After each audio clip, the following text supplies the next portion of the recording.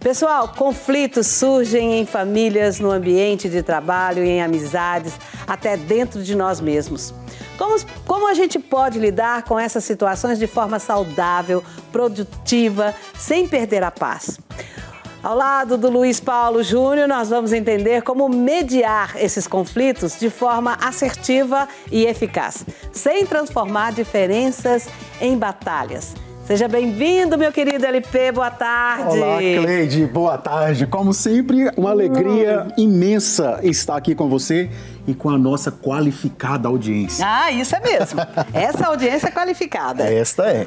Tudo bem com você, né? Tudo em paz. Então, bora lá. Hoje o assunto desse programa está muito íntimo, intimista. Isso é muito importante. Sim. Porque nós fazemos tudo isso orientados pelo sagrado, pelo divino. Então a gente tem muito cuidado no que a gente fala e muito cuidado para também não fazer uma coisa assim que não seja real.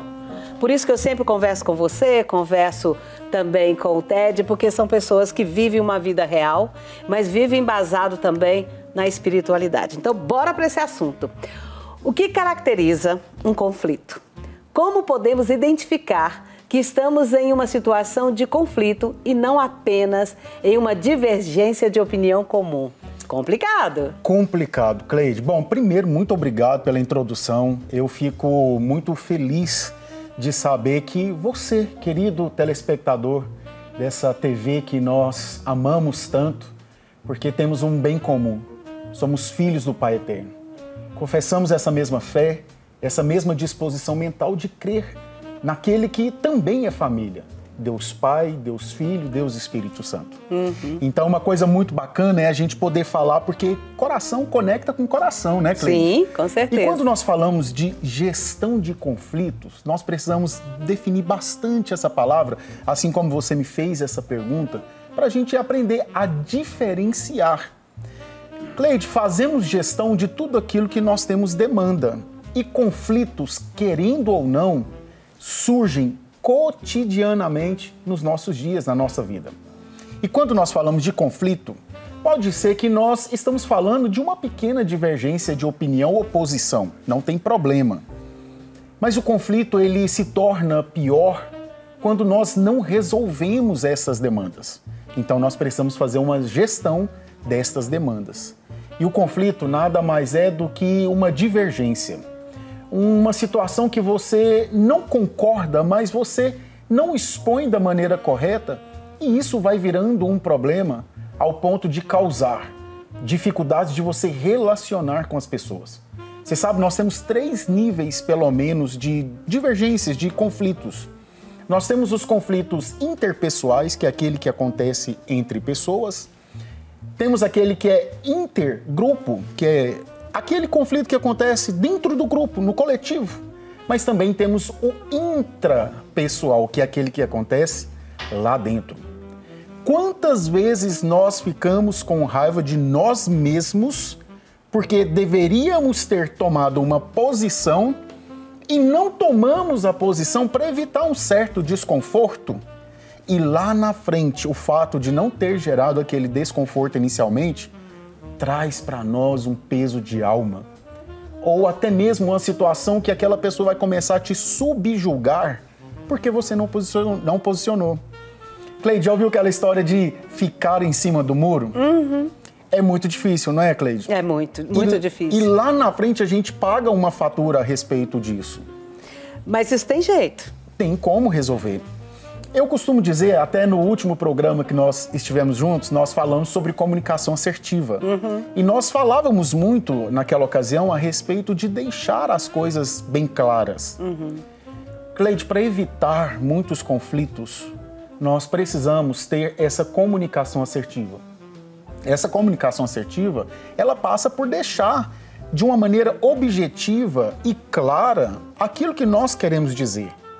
Você sabe, nós podemos dizer muitas coisas. Nem todas as coisas convêm, mas podemos dizer muitas coisas.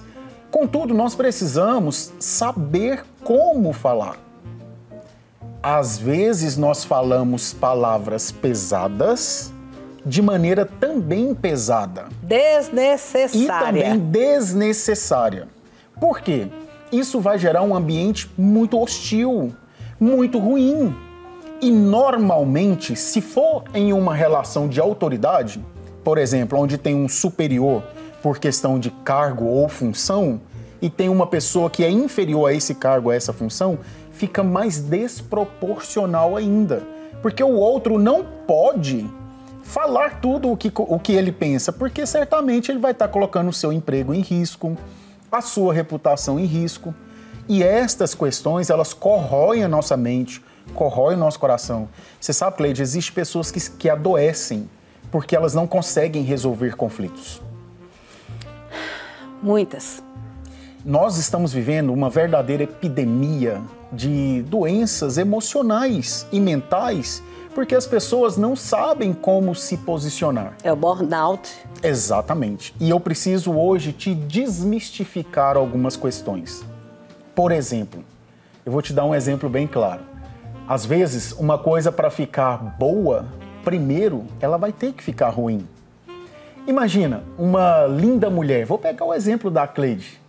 Antes da Cleide ficar bonita, vistosa, conforme ela está aqui para nós, às vistas, ela passa por um processo de ter que colocar uma rodinha no cabelo, de ter que esticar ali com como que chama? Chapinha. Chapinha. Aí tem que passar uma maquiagem, até que depois coloca o óculos. Ou seja, se alguém chega no momento de preparação, vai falar, nossa, Cleide, você tá tão diferente.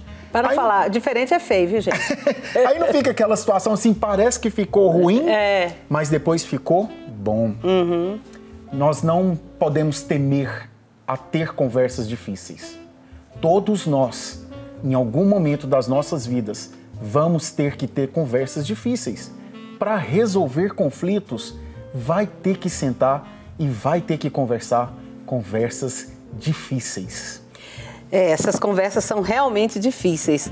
Agora, uma coisa que eu gostaria de salientar é que quando você trouxe pra gente esse gestor, essa pessoa que tem esse comando, do jeito que ele fala e do jeito que ele intimida os outros, o que é ruim é para a empresa.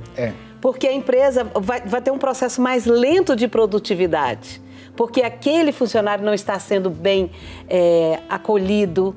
E acolher bem um funcionário não quer dizer que tem que tomar cerveja com ele no final do serviço, não. É dentro do trabalho que tem que ter essa conversa, esse diálogo, essa conversa assertiva. Mas agora eu quero saber quais são esses principais conflitos dentro de uma empresa. Uau! Bom, quando nós falamos dos principais conflitos dentro de uma organização, o primeiro que se passa é a falta de clareza. Cleide, não tem nada mais difícil do que não ter clareza naquilo que nós temos que fazer. Muitas vezes as pessoas, elas agem com seu intuito, com a sua, aquela parte interna da intuição que ele tem que ir lá e resolver, porque ele é um solucionador de problemas. Só que muitas vezes... O apaga incêndio. O apaga incêndio. Só que muitas vezes não é aquilo que o gestor ou o empreendedor, o empresário está aguardando daquela pessoa. Tá, se ele não está aguardando isso, por que ele não sentou e não conversou com essa pessoa? Não deixou claro o que ele esperava. Uma grande dificuldade que nós temos hoje nas empresas e até mesmo nas famílias, sabe o que é? É alinhamento das expectativas. Eu te contrato para que você exerça tal e tal função de tal e tal maneira. Se você não está executando da maneira que nós combinamos, então eu vou ter que sentar com você, fazer um feedback para que nós possamos realinhar as nossas expectativas, o que é plenamente comum. Eu me lembro de uma situação que a gente até brinca muito, principalmente os homens, né? A gente fala que os homens têm uma eterna quinta série dentro deles. Já ouviu essa expressão? Demais. Eu fico vendo aqui os nossos câmeras aqui, né? Eu sempre gosto de usar eles como exemplo. Esses dias, da última vez, teve um que foi pisar em alguma coisa, aí o outro falou... Aí eu fiquei pensando, é a nossa eterna quinta série, uau! Ela vibra, tem hora que a quinta série vibra mesmo. Mas por que disso? Conversar com alguém, tete a tete, não deveria ter aquela sensação da quinta série. O chefe chamou ele, o chefe... Ih, agora vai. Não! Conversar para alinhar as expectativas é a coisa mais maravilhosa, porque nós estamos podendo falar isso de maneira tranquila, sem ter gerado um problema. Não é muito melhor ter a prevenção do que a correção? Então, avalie você, gestor, você, pai e mãe. Às vezes você está tendo conflito com seus filhos por uma questão de divergência da idade, da geração, onde nós comportamos totalmente diferente. Eu tenho uma filha de 16 anos, Cleide. Ela pega o meu celular, ela domina tudo que tem que fazer no Instagram. Eu olho, eu pego, eu falo, gente, como é que é isso aqui? E olha que eu sou uma pessoa de boa leitura, como diz os meus pais, né? A gente entende o que tá... Mas aí a gente fala, será que se eu clicar nesse botãozinho aqui é o que vai dar certo? A minha filha já, ela nem sabe o que de fato eu estou fazendo. Ela fala, pai, não é de jeito aí não. Mas por quê? É uma expertise que está dentro da geração dela. E você, gestor, você precisa entender que aquilo que se passa na sua cabeça só vai tornar realidade a partir do momento que você alinha as expectativas. Desenvolver uma cultura também do feedback é algo extraordinário. Quando nós sentamos, Cleide, alinhamos o nosso posicionamento, como diziam os nossos pais, o combinado não sai caro. Só que tem um detalhe aqui. Vamos supor que a gente vá trabalhar numa empresa aí de reciclagem. Ok. Que é uma empresa que tem... Ela está sempre evoluindo. Sim. É materiais novos, é maneira de armazenar e tal. Só que tem 3 pessoas e tem os catadores. Uhum. Então, como que esse gestor vai conversar com esse que cata na rua para trazer para dentro dessa empresa? Qual que é a maneira mais assertiva e mais amigável para deixar essa pessoa mais confiante, para ela continuar fazendo um trabalho bem feito, para ela se sentir pertencente a essa empresa? Aí não é o dono da empresa. Aliás, o dono da empresa tem que chamar uma pessoa como você para falar com esses 3 gestores que vão captar todos esses recursos, né, para a empresa funcionar. Então, eu acho que tem que haver mais estudos, mais palestras, mais entendimento, mais, eu diria, mais união entre esses gestores para fazer a empresa funcionar direito. Capacitação. Capacitação. Cleide, existe um salário que ele é pago nas empresas que não é um salário financeiro, não é dinheiro. Chamamos isso de cultura e clima organizacional. O que é isso? A cultura é a vida da empresa. Não adianta eu ter escrito ali a empresa que ama o colaborador, mas se na prática, quando o colaborador precisa daquela empresa, aquela empresa não colocou-se à disposição. Então, a cultura e o clima organizacional, ele é definido de cima para baixo. Começa lá na cabeça dos proprietários, que desce pelos gestores e vai chegar até a parte operacional. É uma cultura que nós falamos da cultura do exército, porque no exército tem 2 pilares, disciplina e hierarquia. O que quer dizer isso? Eu só aprendo pelo exemplo. O exemplo é o que ensina. Se o proprietário da empresa não é aquela pessoa que nem cumprimenta os seus funcionários, como que nós vamos saber se aquele funcionário, de fato, ao passar por uma dificuldade, ele vai ter a abertura de falar com alguém?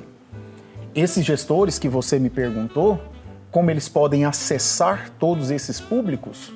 É através dessa qualificação, é através de uma escola de liderança. E você sabe, eu falei agora há pouco no início do programa, coração fala com coração. Se você é um gestor, mas se o seu coração é petrificado, você está fechado para conhecer novas pessoas. E sua empresa vai falir. E a sua empresa vai falir, porque a empresa ela é construída por pessoas. O nosso maior capital são as pessoas. Eu sei que existe a inteligência artificial, eu sei que daqui uns dias pode ser que a inteligência artificial esteja aqui falando no meu lugar, mas será que o coração da inteligência artificial vai alcançar o seu coração? Não vai. Agora há pouco a Cleide está falando, eu não sou psicóloga. E nem precisa ser. Porque quando nós falamos de coração, quando nós falamos dessa sensação de humanização, Cleide, é só um ser humano que consegue ter a humanização para entender a dificuldade do outro. Então, na gestão dos conflitos, eu só consigo ter essa resolução quando de fato há uma empatia, quando eu me coloco à disposição para ouvir. E colocar-se à disposição para ouvir, Cleide, é ouvir de verdade. Tem gente que você está conversando com ele, ele está aqui no celular. Ou então está olhando para sua cara, só faz assim. É, só balançando, só o automático, mas não percebe, não te sente, não te dá o verdadeiro ouvido, não te leva à importância que você merece. Do mesmo tempo que você abriu mão do seu tempo para receber aquela pessoa, além de abrir mão do tempo dela, ela abriu mão, sabe do quê? De confiar em você. Ela decidiu confiar em você. E se ela decidiu confiar em você para mediar um conflito, assuma essa posição de fato, ser um mediador, um apaziguador. Agora, assim, eu achei interessante essa pergunta aqui. O que é a mediação de conflitos e como ela pode ajudar a resolver disputas dentro ali, ó, as disputas de mais eficaz? Cleide, você sabe, eu adoro essas perguntas porque elas nos trazem um senso de responsabilização para explicar aquilo que é certo.